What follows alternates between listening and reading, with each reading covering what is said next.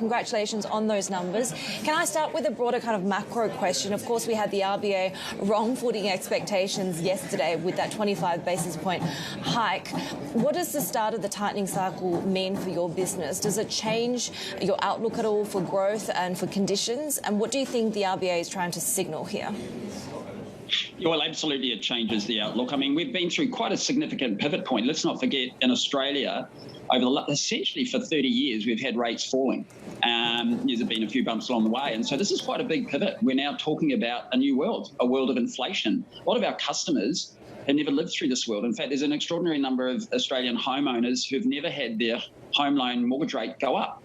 And so it is a significant shift in the conditions. Now, some of that is good for banks. And as a general observation, you'd say it's generally positive for margin outlooks for our business. But of course, the counter to that will really be, how will customers behave? What will depositors do? What will borrowers do? What will small businesses do as they contemplate a more uncertain and a really different operating environment? That question of what will consumers do is a big one when it comes to loans growth, and ANZ has lagged competitors in that area. You've beefed up mortgage processing capabilities, but have you kind of missed that window now that the tightening cycle has begun? No. Look. We wish that we had our act together a little bit better in processing. We didn't forecast the sort of boom in home loan applications over the last year, but I don't want to make light of it, but if we think about it, I'm not so in this new world where rates are rising and probably going to be rising pretty fast. I'm not so sure that missing a little bit of market share growth in the last 6 to 12 months is such a bad thing. What we've really got, we've got a large home loan book, almost $280 billion, got 1 million homeowners. Really, we want to make sure that they're in the best possible shape to see through the next change. 70% of them are ahead on their repayments. They've got good cash balances. But as I said, this is going to be a new world. And I think we've got to focus on what we already have. And a little bit of share loss, not ideal, but that's not what's keeping me awake at night at the moment. So what is keeping you awake at the moment? Well, what's keeping me awake at the moment is really trying to understand and think through, what will customers do? I mean, I know that sounds flippant, but many of our customers, as I said, in Australia, they've never lived through an inflationary period. So if you're running a small business, you're a homeowner, you're a tradie, a sole trader or something, it's all new. And so we don't really understand their behaviour. Are they going to want to save more? We've seen extraordinary levels of saving over the COVID period. What are they going to do? Are they going to put more money into saving because they're worried about the future?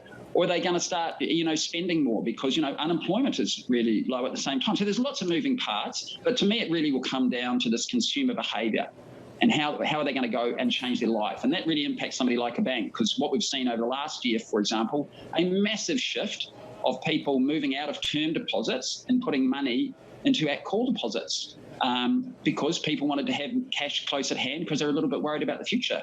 Well, I don't know how that's going to change, and we're going to keep a really close eye on that consumer behaviour. So how do you hedge that when you don't know what consumers will do next in order to make those decisions on how you allocate your resources to different parts of your operation? What are the factors that are currently guiding your decisions? Yeah, well, it's the only thing you can do in an environment like that is stay on your toes, like stay nimble, make sure you're getting the best possible data in real time, because we don't know. So, and that's what we've been investing in terms of our foundations, making sure we've got really, first, most important thing here, the basics, customer selection. Are we choosing the right customers to have? Customers who are well positioned, customers who will do the right thing, who are of good character and experience, particularly in the business side. And then making sure we have real-time data to monitor what is going on. And we're fortunate today, right? It's not that long ago, you would have every week maybe go to the ATM and take out a bunch of cash. And so to some extent, we never knew what you did with it. But today, in a digital world where people are using their phones to pay for things or cards, etc., we know in real time what people are doing. So literally here at ANZ, I can get real-time data and know how are people spending today and how is that shifting and what's different today, literally from yesterday. And so to me, it's going to be that, staying on top of the data and then having the agility as an organisation to respond really quickly, with pricing and risk appetite and thinking about the customers we want to do more with or less with, but in a much more agile way. What are your plans for capital deployment? You've got 3 billion Aussie sitting there. You didn't follow when it comes to share buybacks, the likes of the CBA. So what are your plans? Yeah, look, we led the way in Australia in terms of capital management. We were the first to focus on simplification of the bank and to exit a lot of non-core assets. And that led to, through buybacks over the last 5 or 6 years, we've given back $5.5 billion to shareholders, and we were the first and I think the most prudent around capital management. And we get it. And we are sitting on a little bit of an excess at the moment. But, we the board, and we met yesterday, spent a lot of time thinking about the best and use of that capital to generate returns. And right now, we are looking at that pivot point in the economy and thinking it's going to throw up a lot of opportunities. And we just want to be prepared for those opportunities. We want to give a little bit more thought before we make a decision. So I can tell you it's front and centre.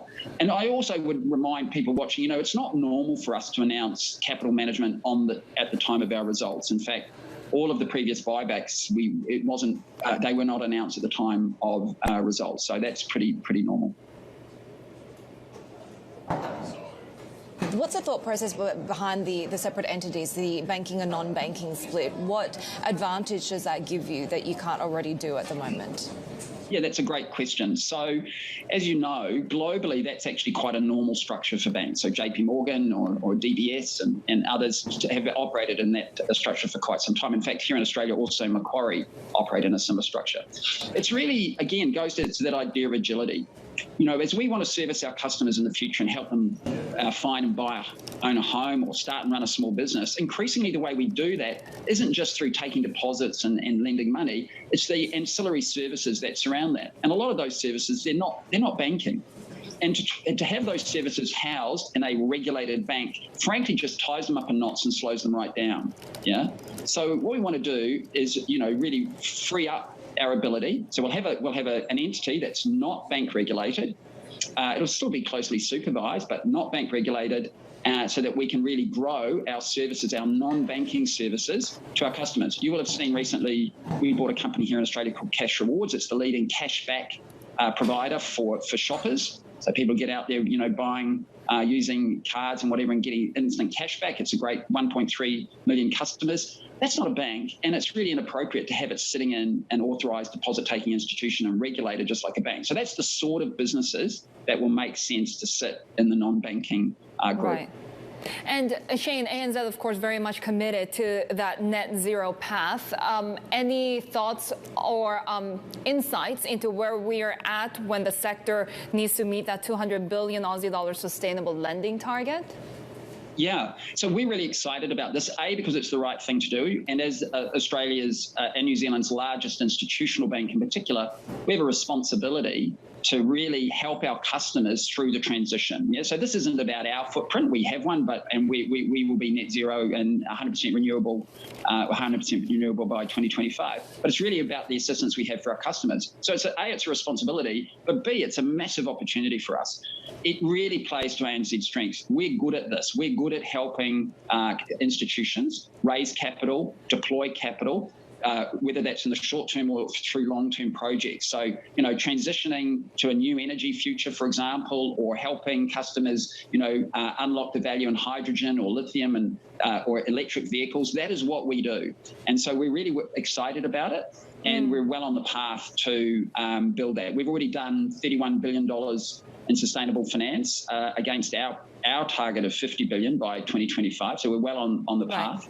Where there's a really big growing opportunity.